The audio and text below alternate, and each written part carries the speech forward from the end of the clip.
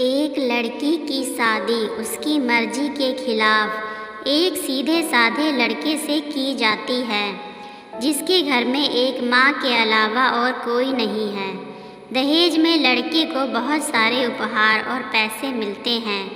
लड़की किसी और लड़के से बेहद प्यार करती थी और लड़का भी। लड़की शादी होके आ गई अपने ससुराल। सुहाग रात के वक्त लड़का दूध लेके आता है तो दुल्हन सवाल पूछती है अपने पति से। एक पत्नी की मर्जी के बिना पति उसको हाथ लगाए तो उसे बलात्कार कहते हैं या हक। पति: आपको इतनी लंबी और गहरी जाने की कोई ज़रूरत नहीं है, बस दूध लेके आया हूँ, पी लीजिएगा। हम सिर्फ आपको शुभ रात्रि कहने आए थे, कह के कमरे से निकल जाता है। लड़की मन मारकर रह जाती है, क्योंकि लड़की चाहती थी कि झगड़ा हो ताकि मैं इस गवार से पीछा छुटा सकूं। है तो दुल्हन मगर घर का कोई भी काम नहीं करती, बस दिन भर ऑनलाइन रहती थी और ना जाने किस किस से बातें करती। मगर उधर लड़के की माँ बिना शिकायत के दिन भर चूल्हा चौका से लेकर घर का सारा काम करती, मगर हर पल अपने होठों पर मुस्कुराहट लेके फिरती। लड़का एक कंपनी में छोटा सा मुलाजिम है और बेहद ही मेहनती और ईमानदार। करीब महीने भर बीत गए मगर पति पत्नी अब तक साथ नहीं सोए। वैसे लड़का बहुत शांत स्वभाव वाला था, इसलिए वह ज़्यादा बातें नहीं करता था। बस खाने के वक्त अपनी पत्नी से पूछ लेता था कि क्या खाओगी।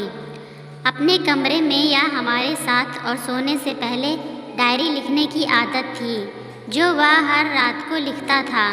ऐसे लड़की के पास एक स्कूटी थी, वह हर रोज़ बाहर जाती थी। पति के ऑफिस जाने के बाद और पति के वापस लौटते ही आ जाती थी। छुट्टी का दिन था, लड़का भी घर पे ही था, तो लड़की ने अच्छे भले खाने को भी गंदा कह के माँ को अपशब्द बोल के खाना फेंक देती है। मगर वह शांत रहने वाला उसका पति अपनी पत्नी पर हाथ उठा देता है, मगर माँ अपने बेटे को बहुत डांटती है। इधर लड़की को बहाना चाहिए था झगड़े का, जो उसे मिल गया था। वह पैर पटकती हुई स्कूटी लेके निकल पड़ती है। लड़की जो रोज़ घर से बाहर जाती थी, वह अपने प्यार से मिलने जाती थी।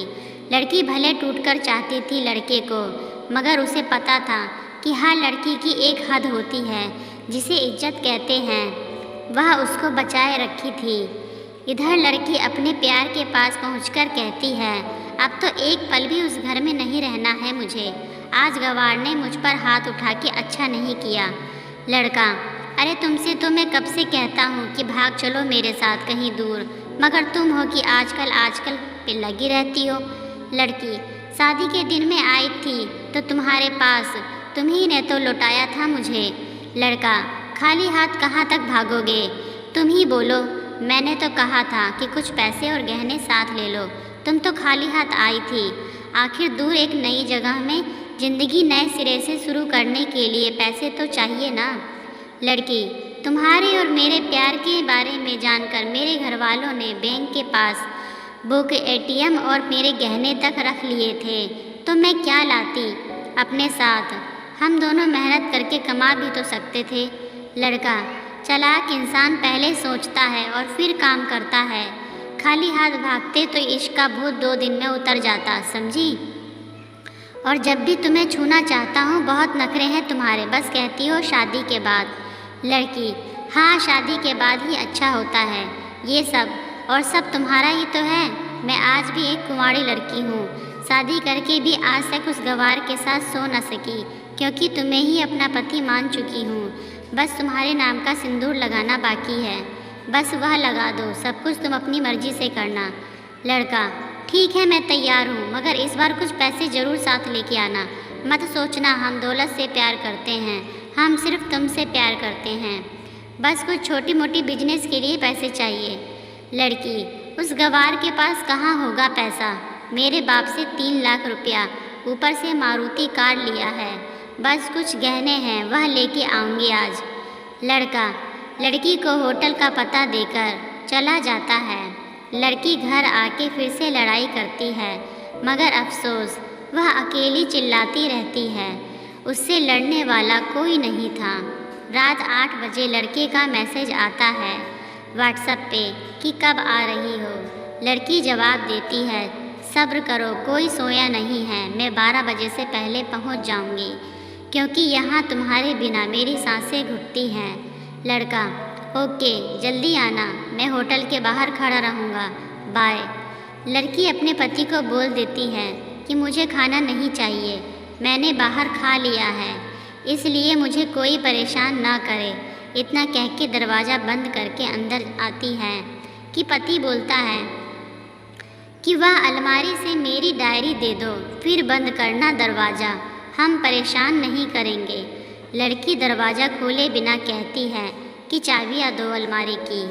लड़का, तुम्हारे बिस्तर के पैरों तले है चाबी, मगर लड़की दरवाज़ा नहीं खोलती बल्कि ज़ोर ज़ोर से गाना सुनने लगती है।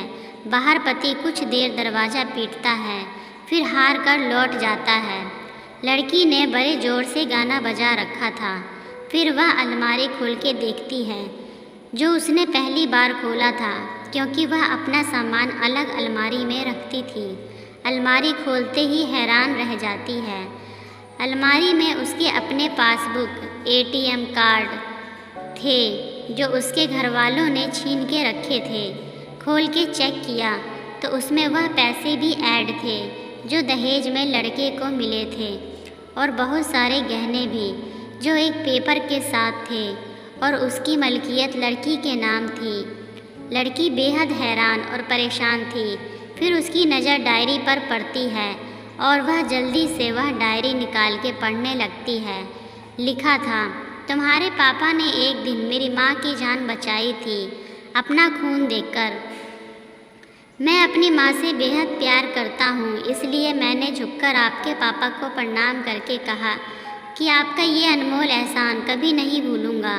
कुछ दिन बाद आपके पापा हमारे घर आए हमारे तुम्हारे रिश्ते की बात लेकर, मगर उन्होंने आपकी हर बात बताई हमें कि आप एक लड़के से बेहद प्यार करती हो।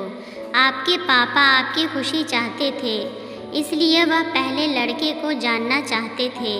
आखिर आप अपने पापा की प्रिंसेस जो थी, और हर बाप अपने प्रिंसेस के लिए एक अच्छा ईमानदार प्रिंस चाहता है।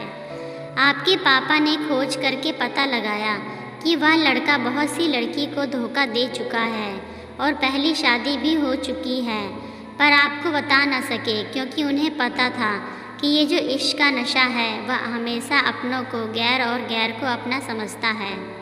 एक बाप के मुंह से एक बेटे की कहानी सुनकर मैं अचंभित हो गया। हर बाप यहाँ तक शायद ही सोचे। मुझे यकीन हो गया था कि एक अच्छा पति होने का सम्मान मिले ना मिले, मगर एक दामाद होने की इज्जत मैं हमेशा पा सकता हूँ। मुझे दहेज में मिले सारे पैसे मैंने तुम्हारे अकाउंट में कर दिए, और तुम्हारे घर से मिली गाड़ी आज भी तुम्हारे घर पे है, जो मैंने इसलिए भेजी ताकि जब तुम्हें मुझसे प्यार हो जाए तो साथ चलेंगे कहीं दूर घूमने। दहेज इस नाम से नफ़रत है मुझे, क्योंकि मैंने दहेज में अपनी बहन और बाप को खोया है।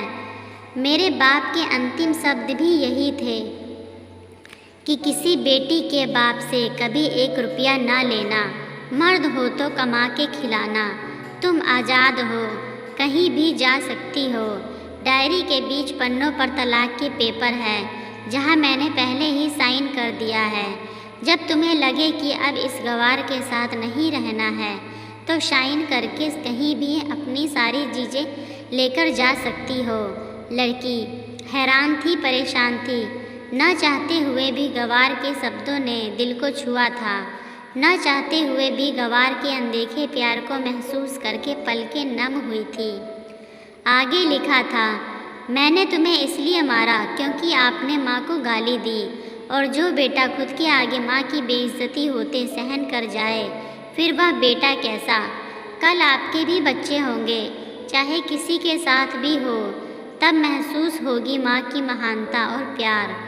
आपको दुल्हन बना के हम सफ़र बनाने लाया हूँ, ज़बरदस्ती करने नहीं। जब प्यार हो जाए तो भरपूर वसूल कर लूँगा आपसे। आपके हर गुस्ताखी का बदला हम शिद्दत से लेंगे। हम आपसे अगर आप मेरी हुई तो बेपनाह मोहब्बत करके, किसी और की हुई तो आपके हक में दुआएं मांग के। लड़की का फ़ोन बज रहा था जो वाइब्रेशन मोड पे था। लड़की अब दुल्हन बन चुकी थी। पलकों से आंसू गिर रहे थे। सिसकते हुए मोबाइल से पहले सिम निकाल के तोड़ा, फिर सारा सामान जैसा था वैसे रख के ना जाने कब सो गई पता नहीं चला। सुबह देर से जागी, तब तक गवार ऑफिस जा चुका था।